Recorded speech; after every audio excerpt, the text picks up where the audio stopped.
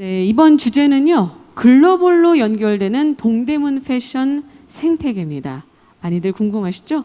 네, 이 주제로 논의하기 위해서 딜리셔스의 장홍석 대표님과 스와치원의 이우석 대표님이 참여해 주셨습니다. 여러분 큰 박수로 환영해 주시기 바라겠습니다.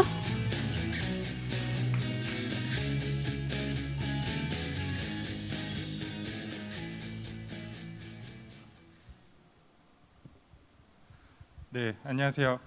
오늘 글로벌로 연결되는 동대문 패션 생태계 이 이야기를 하는 자리에 참석해 주셔서 감사합니다. 저는 전 세계 패션 디자이너들에게 그 한국의 원단을 비롯한 패션 리소스를 소싱할 수 있는 플랫폼인 스와치원을 서비스하고 있는 이우석이라고 하고요. 오늘 이 자리에는 그 딜리셔스 장홍석 대표님 모셨습니다. 대표님 간단하게 소개해 주시죠.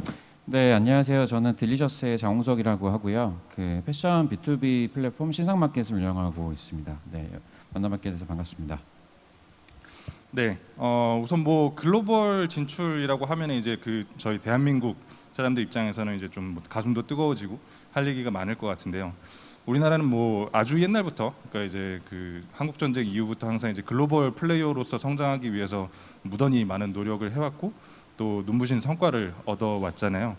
그 중에서 뭐 제조업들도 이제 있겠지만 최근에는 뭐 오징어 게임을 비롯한 문화 콘텐츠 산업이 이제 상당한 성과를 이룩하고 있어서 이제 뭐 기쁘지 않을 수가 없습니다. 그래서 앞으로는 이제 패션이나 뷰티 플레이어들도 이제 글로벌 언론을 도배할 차례가 되었다라고 생각이 되는데요. 특히 패션은 산업적인 측면도 있지만 또 이제 뭐 문화적인 측면도 굉장히 강해서 어떤 그 양면성을 이제 어떻게 컨트롤하고 진출하느냐가 굉장히 중요할 것 같아요. 그래서 대표님한테 이제 좀 질문을 드리고 싶은 것이 이제 우리 패션 산업이 글로벌 시장에서 성장하고 진출하기 위해서는 이제 좀 어떤 경쟁력을 전반적으로 갖춰 나가야 할지 먼저 좀 짚어주시면 좋겠습니다. 네, 일단 뭐 여기 DDP를 중심으로 해서 반경 10km 정도의 그 동대문 패션 클러스터가 형성이 되어 있는데요. 이게 뭐 정부 주도하에 만든 것도 아니고 약 50년 정도의 아주 유례 없는 형태로 자연스럽게 이제 생성된 곳이고요. 일단 크게 보면은 계속 지켜나가야 할 것과 좀 이제 변화해야 할 것 두 가지를 말씀을 드리고 싶고요. 첫 번째 지켜나가야 할 것은 뭐 말씀드린 것처럼 이게 어느 나라에서 주도적으로 만든 것도 아니고 또 글로벌리 봤을 때 이런 그 패션의 인큐베이터 역할을 하는 동대문 시장 같은 곳이 거의 없다고 생각이 되고요. 크게 보면은 전문성이 있고요. 그 다음에 그 아웃소싱 가능한 구조이기 때문에 뭐 일반적으로 한 2주 정도 걸리는 생산 단계가 한 3일 정도, 그러니까 아주 패스트 패션에 적합한 경쟁력을 가지고 있다라고 말씀드릴 수 있을 것 같고요. 그래서 이러한 것들은 계속 지켜나가고 좀 더 강화해야 될 것 같다는 판단이 들고요. 이제 변화해야 될 것들은 사실 이 동대문 시장의 역사를 좀 잠깐 말씀을 드리고 싶은데요. 한 광장시장이라는 곳이 1900년도에 생겼는데 이제 그 당시에는 생필품 위주로 거래가 됐다고 하고요. 이제 50년도 정도에는 이제 그 6.25 전쟁과 뭐 여러 가지 사용 때문에 옷을 직접 지어 입어야 되기 때문에 이제 직물 위주로 거래해야 되는 시장이었고요. 이제 90년 정도가 됐을 때는 기성복이 이제 좀 유행하던 시절. 그래서 자연스럽게 도매 시장 형태로 이제 탈바꿈이 되었다고 생각합니다. 그래서 2000년대 혹은 이제 지금 시대는 이제 모든 게 다 온라인으로 소비되는 커머스가 이제 다 온라인으로 전환된 시대이다 보니까 이제 그런 관점에 있어서 디지털화를 얼마나 빠르게 받아들이고 정화할 수 있느냐가 이제 향후의 큰 경쟁력으로 보고 있고요. 또 한 가지는 그 패션 거래가 사실은 실물이 이제 소비자나 구매자의 손에 쥐어져야 되잖아요. 그렇기 때문에 그 글로벌을 지원할 수 있는 풀피먼트 이런 형태를 어떻게 적응하고 도입할 것인가 이게 이제 향후에 가장 큰 경쟁력을 좌지우지할 수 있는 부분이 아닐까 싶습니다. 네, 말씀 감사합니다. 또 우리 패션 산업이 되게 이제 넓잖아요. 그러니까 카테고리가 이제 굉장히 많고 이제 뭐 그 어떤 규모로도 이제 좀 계층이 되게 많고, 근데 그런 서브 카테고리들이 되게 여러 가지가 있는데 그 중에서도 우리 동대문 패션이 갖고 있는 좀 특성들이 있을 것 같아요. 근데 뭐 동대문 패션 하면 저는 사실 이제 한 2010년대 초반에 우리 그 중국 상대로 굉장히 성공적인 호황기를 누렸던 기억이 있는데, 근데 지금의 또 시장 지형은 또 굉장히 많이 달라졌잖아요. 그래서 우리 이제 뭐 팬데믹이 거의 끝나가는 시점이라고 이제 생각은 하는데, hopefully. 근데 우리 동대문 패션 시장이 이제 대중국 사업을 계속 이어 나가는 게 이제 어떤 좀 유효한 전략일지, 혹은 뭐 좀 다른 대안 시장을 앞으로는 찾아봐야 될지. 예. 네, 일단은 2010년도 정도를 보시면은 중국에 이제 저희 K 패션 혹은 K 뷰티가 되게 유행을 했던 것 같아요. 뭐 제가 기억나는 사건 중에 하나는 사건이라기보다는 그 탕웨이라고 하는 되게 유명한 중국 배우가 계시잖아요. 그래서 중국에서 메이크업 하셨던 사진과 그다음에 한국에 오셔가지고 그 정샘물이라는 그 뷰티 아티스트 분이 이렇게 새롭게 해주신 메이크업이 이렇게 비교하면서 많은 이제 화제가 되었던 걸로 기억을 하는데요. 그게 이제 역으로 그 한국에서 한 메이크업이 훨씬 더 중국에서도 더 호감 있고 좀 더 유행할 수 있는 형태로 돼서 이제 역으로 뷰티가 중국으로 갔던 그런 이벤트가 기억이 나는데요. 이제 현재 시점에서 보면은 이제 중국에서 많은 부분의 생산, 특히나 그 원단 쪽에 대한 부분을 많이 가져가고 있는 걸로 보고 있어요. 근데 하지만 이 생산에 있어서는 어느 정도 표준화가 되었다. 그러니까 상향이 평준화가 된 느낌이지만 사실 패션에서 가장 중요한 부분이 디자인이라고 생각이 되거든요. 그래서 실제 이제 동대문에서 유통되고 있는 사례를 좀 말씀을 드리면 한국에서 디자인이 돼서 이제 중국에서 생산이 돼가지고 동대문을 건너옵니다. 중국에서 오신 분들이 이제 그 옷을 사서 다시 중국으로 돌아가신 다음에 이제 이렇게 하면 안 되지만 메이드 인 코리아를 이제 이 택가리라고 불리는 작업을 하시면 거의 중국에서 수배 이상의 가격으로 판매가 된다라고 해요. 그러니까 결국 여기에서 중국에서 생산된 것이 한국의 디자인을 입고서 훨씬 더 큰 가치를 만들어내고 있다라고 말씀을 드릴 수 있을 것 같고요. 그래서 향후의 경쟁력은 사실은 그 디자인, 그러니까 이 옷이라는 게 결국은 나를 표현하는 도구이기도 하잖아요. 그래서 이 트렌드에 맞는 얼마나 빠른 디자인을 그 센스 있게 만들어낼 수 있느냐가 사실 가장 큰 경쟁력일 것 같고요. 저희가 사실 저희 회사 주목하고 있는 시장은 물론 중국도 있기는 하지만 이제 일본 시장을 좀 더 크게 보고 있습니다. 가장 큰 기회 중에 하나는 일단 일본에는 동대문과 같은 도매 시장 이런 패션 클러스터가 없습니다. 물론 이제 작게 각 지역마다 흩어져 있는 곳들은 있긴 하지만 가장 큰 것은 이제 그런 저희 동대문과 같은 셀렉션을 만들어낼 수 있는 자체적인 능력이 없다라는 걸 가장 큰 기회로 보고 있고요. 그래서 그런 관점에서 이제 일본에서 현재 소비되고 있는 패스트 패션들을 보면 이제 대부분 브랜드 위주나 좀 상사 위주, 큰 회사들 위주의 패션 상품들이 소비되고 있는 것으로 보고 있고요. 결국 팔 수 있는 옷이 없기 때문에 이제 거기 일본에 계신 소매분들도 활발하게 활동을 할 수가 없고 결국은 이제 온라인에서 패스트 패션 소비하는 것들이 뭐 유니클로나 조조타운 같은 이제 이런 위주가 되고 있는 것으로 보고 있고요. 그래서 중국 시장도 매우 중요한 시장이지만 일단 저희는 일본 시장, 그러니까 지금 말씀드리고 있는 동대문 패션에 있어서는 좀 더 큰 강점을 가져갈 수 있는 게 일본 시장이 아닐까라는 판단을 하고 있습니다. 말씀해주신 부분 중에 그 디자인이 가장 중요하고 그리고 이제 그 트렌드에 맞는 디자인을 얼마나 빠르게 뽑아낼 수 있느냐. 그게 정말 그 우리 동대문 패션의 이제 가장 강력한 강점인 것 같아요. 뭐 저희도 이제 해외 진출하면서 그 K 패션에 대해서 이제 소개할 때마다 가장 많이 들었던 이제 감탄사가 한국 동대문 패션은 이제 진짜 빠르다. 그러니까 이제 디자인이 나오고 나서 이제 그게 실물 상품이 시장에 풀리기까지 보통 사이클이 동대문이 한 달 정도 걸린다고 하는데, 근데 그 한 달 사이클이라고 하는 게 이제 뭐 북미나 뭐 서유럽이나 뭐 사실 뭐 중국은 좀 따라올 수 있겠지만 뭐 다른 나라에서는 거의 말도 안 되는 스케줄이라고 하더라고요. 근데 이제 그게 가능한 이유가 결국에 이제 동대문 패션 클러스터 때문이다. 그래서 이제 그 경쟁력을 이제 가져가는 게 중요한 것 같습니다.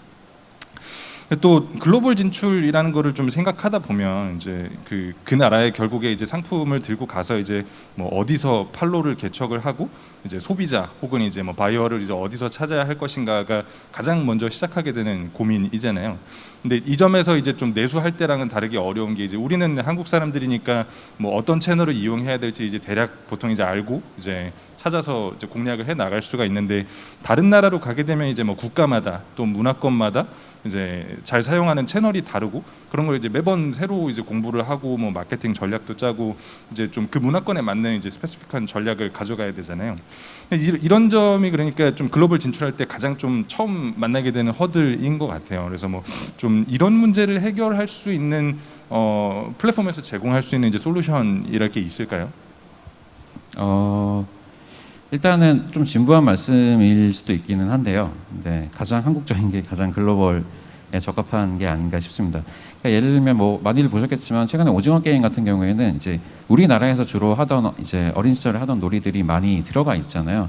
근데 그럼에도 불구하고 그게 글로벌리 공감대를 받았던 이유 중에 하나는 직접적인 뭐 그 놀이를 이제 여러 나라에서 하진 않았겠지만 거기서 느껴지는 어떤 감정들이 충분히 공감되었기 때문에 그게 이제 글로벌리 되게 흥행할 수 있지 않았을까라는 생각이 좀 있고요.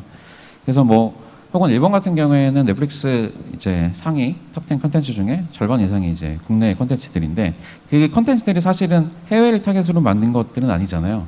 예전을 생각해 보면은 뭐 대장금이라던가 우리나라의 색깔이 묻어 있는 이제 컨텐츠들을 해외향으로 만들던 시절도 있었던 것 같은데 사실 요즘 같은 경우는 그냥 이제 우리가 잘할 수 있는 우리 색깔에 있는 컨텐츠가 이제 글로벌리 되게 잘 소비되고 그게 이제 하나의 트렌드로 자리를 잡고 있는 것 같아요. 그래서 두 가지 접근으로 생각을 해볼 수 있을 것 같은데요. 이제 패션도 하나의 컨텐츠이기 때문에 컨텐츠에 대한 부분과 시장에 어떻게 들어갈 것인가, 시장을 접근하는 방식이 있어서 이제 컨텐츠의 유니크함 혹은 그 창작에 대한 부분, 독창성에 대한 것들을 꼭 글로벌 시장을 타겟으로 고민을 한다라기보다는 좀 더 잘할 수 있는 부분에 집중을 하는 것이 중요할 것 같고요. 그리고 글로벌리 접근을 하는 방법에 있어서는 사실은 패션은 그 넷플릭스 아까 말씀드렸지만 그 영상적으로 소비되는 컨텐츠가 뭐 애니메이션이 아닌 이상은 그 안에 많은 부분이 패션과 다 있다고 생각을 하거든요. 특히나 일본 같은 경우에는 지금 10대, 20대에서 가장 선호하는 패션 나라가 이제 우리나라이기도 하고요. 이제 90년대 같은 경우는 약간 반대의 상황이었는데 지금 완전히 역전된 상황으로 보고 있고요. 그래서 그런 관점에 있어서 컨텐츠에서 소구되는 형태가 어떠한 국가별로 특징을 가지고 있는지, 뭐 특정 아이돌일 수도 있고 혹은 아티스트일 수도 있는데요. 이제 그런 문화적인 부분에 있어서 그 다음 단계가 결국 패션에 대한 소비의 니즈가 있을 것이다 라는 판단으로 각 국가별로 뭐 트렌드는 있긴 하겠지만 큰 틀에 있어서는 유니크한 콘텐츠와 그다음에 각 시장에서 소비되고 있는 이제 콘텐츠에 좀 집중을 하는 방향이 좀 그래도 성공적으로 글로벌에 안착할 수 있는 전략이지 않을까 싶습니다. 그게 진짜 좀 상전벽해인 것 같아요. 저희가 어렸을 때만 해도 이제 일본이 뭐 패션이라는 영역에서는 이제 트렌드로 보나 뭐 다양성으로 보나 우리나라를 좀 앞서가고 있다라고 생각을 항상 많이 했었는데 어느새 일본이 이제 우리나라 패션을 좀 따라가는 그런 모양새가 됐다는 게 참 대단한 것 같습니다. 근데 또 이제 글로벌 진출하고 이제 그 국가 간 거래를 하다 보면 이제 내수 거래에서는 이제 생각하지 않았던 변수, 이제 대단히 큰 변수가 생기잖아요. 그러니까 이제 뭐 통관도 해야 되고 그리고 이제 뭐 관세 뭐 이런 이제 업무를 내수에서 안 했던 이제 그런 업무를 이제 이쪽 물류에서는 해야 되는데 근데 이게 사실 이제 우리가 뭐 쿠팡 같은 데서 이제 뭐 로켓 직구 해가지고 이제 해외에서 살 때는 뭐 통관번호 하나만 있으면은 굉장히 편하게 해결이 되지만 근데 그게 그렇게 편하게 해결이 되기 위해서 그 쿠팡 플랫폼에서 굉장히 많은 노력을 했을 거잖아요. 근데 그와 비슷하게 이제 우리가 다른 나라에다가 이제 그 물류를 하기 위해서도 이제 그런 비슷한 좀 플랫폼적인 노력이 수반이 돼야 이런 이제 동대문 패션 생태계에 있는 이제 많은 업체들이 쉽게 이제 글로벌 진출을 할 수 있을 것 같아요. 또 혹시 뭐 이런 면에 있어서도 이제 어떤 뭐 준비되어 있는 솔루션이나 이제 뭐 이런 문제를 해결하고자 하는 플랫폼이 있을까요? 일단 뭐 기존에도 사실은 국내에 있는 패션 상품들을 해외로 이제 보내기 위해서 사용할 수 있는 업체나 뭐 솔루션 같은 것들이 현재도 많이 존재하고 있고요. 크로스보더를 지원하는 곳들이 아주 많은 것으로 알고 있는데 약간 아쉬운 점이라고 하면 사실 이 패션이 결국 글로벌까지 가기 위해서는 엄청나게 많은 밸류 체인들을 거쳐야 되거든요. 실제로 맨 처음에 이제 디자인의 생산부터 시작해서 그게 어떤 소매자에게 상품으로 전달이 되고 구매 의사를 밝히게 되면 뭐 결제도 사실은 있고요. 그 다음이 사실 이제 통관이나 혹은 이제 국제적인 크로스보더 관련된 부분들의 처리라고 생각이 되는데요. 그 단계별로 지원을 하는 업체들은 충분히 존재하고 있긴 한데 이제 구매하는 분들의 경험 혹은 판매자의 편의성 관점에서는 그 밸류 체인을 결국 하나로 묶어주는 형태, 이제 대표님께서 말씀 주신 것처럼 이제 쿠팡의 경험과 같은 아주 심리스한 형태의 경험을 주는 것들이 향후에는 좀 더 중요할 것으로 생각을 하고 있고요. 실제로 이제 저희 회사의 이제 딜리버더라는 서비스에서 일본에 계신 소매분들께서 이제 주문을 하시게 되면은 이제 바로 받을 수 있는 형태의 거의 뭐 좀 진부한 말이지만 원클릭 서비스 같은 느낌으로 이제 통관과 뭐 이제 다양한 물류 처리 자체를 저희가 직접 제공해 드리는 서비스를 이미 제공을 하고 있고요. 이제 이런 것들을 좀 더 확장하게 되면 결국은 국내에 계신 도매분들이 생산하는 옷들 이런 것들이 더 해외에 있는 분들을 많이 만나실 수 있게 되고 현재보다는 좀 단절되지 않은 이제 하나로 연결되는 경험들을 제공을 함으로써 이제 결국은 저희 이제 동대문 생태계에 있는 패션의 경쟁력이 더 높아지지 않을까 하는 생각이 있습니다. 네. 그 또 이런 물류의 이제 허들도 있고 또 우리가 이제 문화권이 다르고 이제 하다 보면은 특히 다른 공산품도 아니고 옷의 경우에는 좀 그 표준이라는 문제가 좀 존재하는 것 같아요. 그러니까 이게 만약에 컴퓨터였으면은 이제 뭐 국제적으로 누구나가 다 공유할 수 있는 이제 상품의 스펙이라고 하는 게 이제 굉장히 잘 정의가 돼 있는데 옷은 생각보다는 그렇지 않더라고요. 그래서 뭐 저희 같은 경우에는 이제 그 우리 원단을 가지고 이제 그 미국에 있는 디자이너가 원래는 보통 이제 멕시코나 남미 쪽에서 생산을 했었는데 좀 한국에서 뭐 한 번에 생산을 해서 이제 물건을 받아보고 싶다고 해서 이제 국내 봉제 업체를 하나 이제 소개를 해줬어요. 근데 그렇게 해서 한국에서 생산을 했는데 이제 분명히 뭐 이제 작업 지시서에 이제 뭐 인치수나 뭐 이제 그런 사이즈에 대한 이제 표준 같은 걸 다 전달을 했는데 이제 사이즈 핏이 너무 다른 거죠. 그러니까 아무래도 이제 그 체형이 다르다 보니까 발생할 수밖에 없는 이제 똑같은 사이즈라고 해도 이제 핏이 굉장히 다르게 나오다 보니까 그것 때문에 이제 뭐 좀 사고가 터졌던 적이 있었는데 그래서 좀 책임을 통감했던 적이 있습니다. 이제 제가 소개한 업체다 보니까. 근데 뭐 이런 비슷한 문제가 사실 이제 항상 존재할 수밖에 없을 것 같아요. 그러니까 글로벌로 이제 좀 이제 하나의 패션 생태계로 이제 묶이기 위해선 결국에 이제 이런 옷이라는 이제 굉장히 그 아주 이제 디테일이 중요한 상품이 어떤 좀 정확한 표준을 우리가 이제 통일해서 가져갈 수 있어야 될 텐데 좀 이런 면에서 이제 딜셔스에서 시도하고 계신 부분이 있을까요? 일단 말씀 주신 것처럼 사실 이 동대문 패션 클러스터에서 생산되는 옷들은 이제 기성품에 가까운 형태, 뭐 표준화가 된 것들이 아니다 보니까 사실은 뭐 예를 들면 저희 신상마켓이라는 플랫폼에 도매분들께서 상품을 등록하실 때 이제 그제서야 처음으로 표준화된 정보라는 게 생성이 되게 되고요. 이제 일반적인 형태는 아닌 거죠. 그러니까 보통은 바코드가 찍혀 있는 일반적인 저희가 커머스에서 구매하는 상품들은 대부분 표준화가 되어 있고 사실은 그 상품이 어디서든 판매가 될 수 있는 구조이고 혹은 뭐 글로벌리 투영되는 정보 체계를 가지고 있는데요. 이제 동대문에 생산되고 있는 이 패션 상품들의 특징은 표준화, 그러니까 정보화, 디지털화 되어 있지 않다가 가장 큰 특징인 것 같아요. 그래서 이제 8년이라는 시간 동안 저희가 되게 많은 노력들을 통해서 이제 그런 것들을 최대한 어느 정도 규격화하고 표준화하려는 노력들을 진행을 하고 있고요. 뭐 가장 온라인으로 이제 패션 상품을 보시는 데 있어서 중요하게 생각하시는 것들이 이제 사이즈와 소재와 혼용률인 것 같아요. 그러니까 오프라인에서 직접 내가 보고 만져본다고 하면 실제로 확인이 가능하잖아요. 뭐 육안일 수도 있고 촉감일 수도 있고 충분한 확인이 가능한데 이게 온라인으로 이루어지다 보니까 물론 B2C도 마찬가지긴 하지만 B2B에서 더 중요하게 생각하시는 것들은 이제 그러한 것들이 있는 것 같고요. 그래서 그런 상품의 정보들을 좀 더 양질의 정보들을 얻을 수 있는 다양한 노력들을 플랫폼 관점에서 계속 진행을 하고 있고요. 이제 또 한 가지는 이제 구매 경험에 대한 부분인데요. 대부분의 이제 옷들이 반응 생산, 그러니까 수요 예측을 해서 어느 정도 최소의 MOQ만을 뽑아내는 형태로 생산을 하시다 보니까 보통은 예를 들면 10장을 주문을 하셨을 때 한 7장에서 8장밖에는 받을 수 없는 게 이제 현재의 상황이고요. 그러니까 이게 오프라인을 기반으로 해서 약간 어떻게 보면 감으로 이제 생산을 하시는 편이 많다 보니까 조금 더 이런 부분을 데이터를 기반으로 해서 어느 정도 좀 더 정교한 수요 예측을 도움을 드릴 수 있을지에 대한 고민들을 계속 하고 있고요. 이게 뭐 국내에서는 사실은 어느 정도 소용되는 관행과 같은 거래이긴 한데 이게 글로벌로 갔을 때는 사실 내가 주문을 했는데 받지 못하는 케이스들이 생길 수밖에 없잖아요.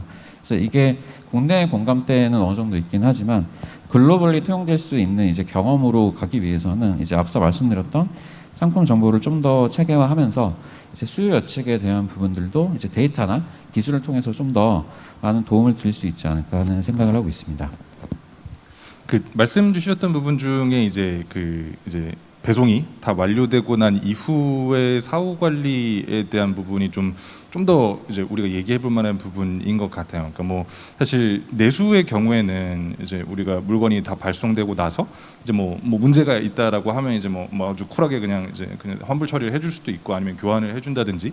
그러니까 사실 같은 나라 안에 있고 이제 그 지역 생활권이 이제 비슷하니까 이제 어느 정도는 대응을 우리가 할 수 있는데 근데 이게 해외 무역 거래가 되면은 이제 사후 관리가 굉장히 좀 어려워질 수밖에 없겠죠. 그리고 특히 B2C가 아니라 이제 B2B가 되면은 한 번에 이제 거래하는 양이 굉장히 크고 이제 뭐 나간 물건도 굉장히 많고 근데 그 과정에서 이제 저쪽에 물건 이미 바다 건너서 도착했는데 이제 뭐 이제 품질에 문제가 있다 뭐 어떤 이제 사고가 발생하면은 대응하기가 이제 굉장히 까다로운 것 같아요. 그래서 사실 이제 무역하시는 분들도 이제 그 점을 이제 보통 굉장히 힘들어하시고 그러다 보니까 되게 여러 가지 거래 표준이라는 게 생기는 것 같아요. 뭐 예를 들어 뭐 FOB 뭐 이런 거는 이제 선적에 이제 올라가는 순간에 이제 우리 손을 떠났고 이제 우리의 책임은 더 이상 없다 뭐 이런 식으로 이제 어느 시점에 이제 책임 소재가 바뀌냐에 대한 여러 가지 거래 방식 같은 것들이 있더라고요.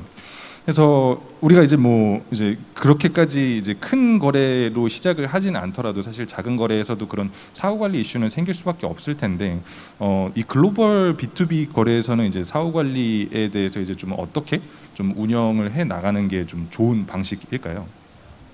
아직 그렇게 막 저희가 고민을 많이 하거나 뭐 실행을 실제 해보거나 경험을 해본 부분은 아닌데요. 일단 국내 같은 경우는 B2B에서 일반적으로 반품에 대한 부분이 크지는 않는 것 같아요. 그러니까 물량의 그 물건에 하자가 있다거나 실제 반품에 사유가 되는 경우에는 당연히 교환이나 환불이나 반품이 가능하지만 보통의 경우에는 이제 단순 변심인 경우는 B2B 거래에서는 이제 투영되지 않는 게 이제 암묵적인 관행과 같다고 생각을 하고 있고요. 이제 글로벌리 봤을 때는 예전에 이제 저희 기억을 좀 생각해 보면 저희가 직구를 하던 시절이 있었잖아요. 그러니까 미국에서 물건이 오고 있고 뭐 배대지로 물건을 받고 했는데 그 당시에 잘 생각해 보면 물론 환불이나 교환 반품에 대한 니즈는 있었겠지만 비용이나 시간이나 너무 많은 에너지가 들기 때문에 그냥 포기를 하던 때도 많이 있었던 것 같거든요.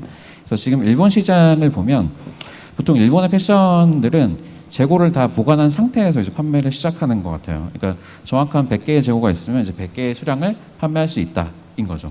근데 국내 같은 경우는 대부분은 이제 드롭시핑 모델에 가까운 그러니까 재고를 갖고 있지 않지만 일단 컨텐츠를 통해서 주문을 받고 사후에 주문하는 형태.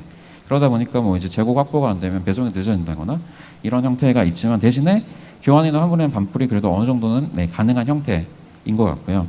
근데 최근에는 이제 일본에서도 약간 드롭시핑에 대한 부분이 많이 좀 변화하고 있는 것 같거든요.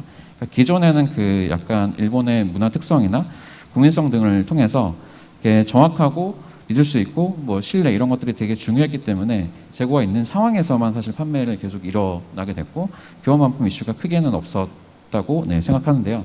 최근에 이제 드롭시핑이라는 것들에 대해서 1020 좀 젊으신 분들부터 좀 깨어 계신 것 같아요. 그러니까 아까 말씀드린 것처럼 저희의 직구를 구매할 때의 그런 기대치와 같은 형태로 교환이나 환불이나 반품은 아예 처음부터 생각을 하시지 않거나 그 기대하는 수준이 예전보다는 많이 낮아지지 않았을까라는 생각이 있고요. 물론 이제 그 상품에 대한 하자가 있거나 어떤 사유에 의해서 교환 반품 환불이 필요할 경우에는 이제 뭐 현지에 있는 물류 보관을 할 수 있는 직접적인 공간이나 혹은 파트너십을 통해 가지고 이제 어떻게든지 최상의 고객 경험을 제공해 드려야 되기 때문에 이제 그런 부분들은 좀 계속 고민을 하고 있습니다. 근데 일단은 B2B에서는 그런 이제 후에 대한 뭐 역물류나 이런 부분이 B2C와는 약간 다른 부분들이 좀 있는 것 같고요. 글로벌리는 좀 더 많은 고민이 필요할 것 같습니다. 말씀해주신 부분 중에 이제 그 재고 B2B 거래인데 이제 재고와 생산을 운영하는 방식이 해외와는 좀 다르다는 부분이 이제 되게 공감이 되는 부분인 것 같아요. 이제 저희가 취급하고 있는 원단도 이제 도매하시는 분들이나 생산하시는 분들이 보통 이제 재고가 뭐 없을 수도 있고 있을 수도 있고 재고가 없어도 이제 주문 다 받거든요. 그러니까 받고 나서 이제 바로 생산 들어가면은 뭐 보통 막 일주일이면 이제 물건이 나오고 막 이러니까. 근데 이제 그 점을 되게 해외 바이어들이나 이제 거래하시는 분들한테 이해시키기가 되게 어렵더라고요. 그러니까 재고가 없는데 어떻게 일주일만에 나오냐. 생산해서 일주일이면 되는데 그랬더니 그래서 그 말이 된다고 이제 그런 부분을 이제 그 동대문의 되게 강력한 강점인 건데 그게 이제 워낙 좀 이해가 안 될 수 있는 부분이다 보니까 잘 이해시키는 것도 되게 이제 해야 될 일인 것 같아요.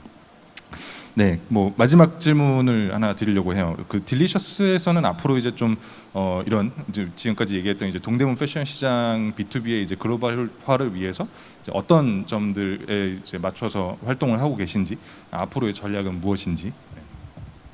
네, 크게 한 3가지 정도로 말씀드릴 수 있을 것 같은데요. 이제 시장마켓이라는 플랫폼을 통해서 저희가 8년 동안 이 시장을 이제 오프라인에서 온라인으로 디지털하는 데 많은 노력을 해왔고, 그다음에 시장에 좀 긍정적인 영향도 많이 드렸다고 생각을 하고 있어요. 그래서 사실 그 모든 패션 거래의 시작은 사실 상품이잖아요. 이게 이제 글로벌로 연결이 되려면 이제 당연히 디지털화가 될 수밖에 없기 때문에 이제 지금까지 구축해온 플랫폼을 기반으로 해서 이제 이걸 글로벌로 확장하는 노력들을 계속 진행을 할 예정이고요. 두 번째는 아까 말씀드렸던 것처럼 이 정보로서 소비가 끝나는 게 아니라 일반적인 콘텐츠와는 좀 다르잖아요. 실물이 사실은 이 구매자의 손에 잡혀야 되기 때문에 이 풀필먼트 사업을 통해 가지고 뭐 저희뿐만 아니라 글로벌 파트너십을 통해서 이 실물의 이동을 어떻게 더 빠르게 그리고 고객의 구매 경험을 어떻게 더 좋게 만들 것인가에 대해 집중을 하려고 하고요. 이제 마지막으로는 사실 오프라인을 온라인으로 옮겼을 때 가장 큰 가치는 데이터라고 생각을 하거든요. 그래서 저희가 8년 동안 이제 그 쌓아온 상품 데이터가 누적 한 6,500만 개 정도이고요. 도매와 소매 사이 이제 거래처 관계의 누적 수가 2천만 개 정도가 됩니다. 그래서 그런 상품 정보와 거래처 관계 정보를 기반으로 해서 수요에 대한 예측이나 혹은 트렌드에 대한 예측이나 혹은 도매 소매분들께서 사업적으로 필요하신 유용한 인사이트 데이터들을 제공을 해서 결국은 이제 그분들의 사업 성장을 도우면서 이 동대문 패션 생태계를 글로벌로 연결하는 게 저희가 이제 장기적으로 생각하고 있는 목표입니다. 말씀 감사합니다. 네. 이 세션 마지막으로 뭐 그 앉아 계신 청중분들 중에서 질문을 한두 가지 받아보도록 하겠습니다.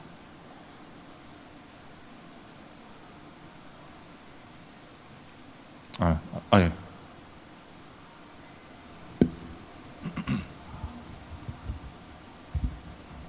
네, 여기 오늘 주제가 From DDP to the World인데요. 그러니까 동대문의 패션을 전 세계로 나가는 것을 이제 포커스하고 있는데 우리나라 K 웹툰이 일본이나 뭐 미국이나 시장을 장악하고 있지 않습니까? 그러니까 이제 동대문을 이제 디지털화하는 거 말고 예를 들면 뭐 이태리 원단 시장 가서 그쪽에 어떤 그 시장을 디지털하는 거를 플랫폼을 장악한다든지 어떤 그런 계획이나 어떤 그런 어떤 방향이나 어떤 그런 게 있으신지 궁금합니다. 원단에 대해서는 대표님이 말씀 주신 게 더 적합할 것 같긴 한데요. 일단은 사실 저희가 뭐 도매나 소매를 말씀드리긴 했고 상품을 말씀드리긴 했지만 사실 이 클러스터 안에는 엄청나게 많은 전문가분들이 계시다고 생각하거든요. 디자이너분들도 계시고 봉제업을 하시는 분도 계시고 물류업을 하시는 분도 계시고 결국 이분들 전체가 계시기 때문에 지금 현재 동대문의 패션 경쟁력이 있을 수 있다고 생각을 하고 있고요. 예를 들면은 뭐 자라나 유니클로 같은 글로벌리 유명한 패스트 패션의 기업들이 있잖아요. 사실 그 기업들은 기업 안에 모든 펑션들을 다 가지고 있고 실제 뭐 시총도 100조 이상 되는 어마어마한 규모를 가지고 있다고 보는데요. 사실 저희가 보는 관점은 이 동대문에 있는 그 패션 생태계가 거의 유사한 혹은 더 뛰어난 가치를 가지고 있다고 생각을 하고 있고요. 그래서 이것들을 기술과 플랫폼 풀피먼트를 통해서 이제 연결을 하게 되면은 이제 질문 주신 것처럼 원단이나 혹은 이제 다른 영역에 있어서도 함께 글로벌로 갈 수 있는 새로운 기회가 있고 이제 그로 인해서 더 큰 성장을 할 수 있지 않을까라고 말씀드리고 싶습니다. 네. 혹시 뭐 질문이 네.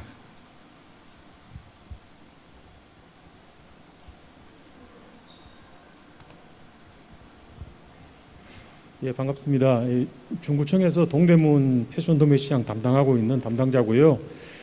신상마켓 통해서 동대문 시장이 코로나 상황에서 많은 도움을 받고 있다는 이야기 많이 듣고 있습니다. 이 상황에서 동대문 상인들이 지금 이 어려운 상황을 타개 나갈 수 있는 어떤 방향이라든지 이런 부분들을 간단하게 조금 제시해 줄 수 있으시다면 어떤 게 있을까요? 네, 일단은 질문 주셔서 감사드리고요. 그래서 사실은 글로벌에 대한 진출이 물론 이제 저희 회사 차원에서의 어떤 방향성이기도 하지만 이 지금 코로나 때문에 사실은 오프라인에 많은 분들이 없으시고 시장도 사실은 옛날에는 뭐 예를 들면 중국 분들이 많이 오셔서 와웅분들이 라이브 방송을 하시고 되게 활성화된 모습이었지만 현재는 여러 가지로 되게 어려우신 상황으로 알고 있습니다. 그래서 그런 관점에 있어서 내수의 수요도 매우 중요하긴 하지만 내수는 사실은 인구라는 변수에 바인딩이 되어 있는 부분도 있고 또 글로벌리 봤을 때 현재 이제 콘텐츠가 매우 글로벌리 흥행하면서 저희 패션에 있어도 되게 새로운 기회가 있다고 생각을 하고 있거든요. 그래서 현재 동대문을 중심으로 사업을 하고 계신 도매분들의 상품이나 혹은 도매 매장 자체를 글로벌리 알리려는 노력들을 현재도 진행을 하고 있고요. 좀 더 이제 내년부터는 본격적으로 그 도매분들과 함께 이제 일본 시장 혹은 중국 시장에 진출하는 그런 고민들을 좀 많이 하고 있고요. 네, 앞으로도 뭐 지켜봐 주시면 좋을 것 같습니다. 네, 오늘 세션은 이제 여기까지 하고 마무리를 하겠습니다. 대표님 혹시 뭐 마지막으로 한 말씀? 참석해 주셔서 감사드리고요. 여기 DDP에 올 때마다 저는 약간 좀 감회가 새로운데요. 네, 들어주셔서 감사드립니다. 네, 감사합니다.